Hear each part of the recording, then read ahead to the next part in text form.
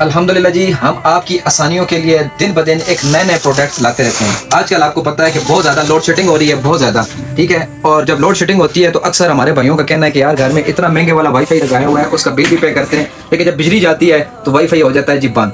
ये देख लें जी, रूटर आ चुका है हमारे पास, रूटर पावर बैंक हमारे पास आ चुका है। हमने अभी एक अनबॉक्स किया है। ये देखें, इस तरह का रूटर पावर बैंक से, ठीक है, ऑटोमेटिकली ऑटो, यानी कि आपने जस्ट इसको मोडेम के साथ लगा देना है। लगाने के बाद आपने इसको छोड़ देना है। जैसे बिजली आएगी ये खुद ब खुद चार्ज होगा और बिजली जाएगी, ऑटोमेटिकली आपका वाईफाई चलता रहेगा।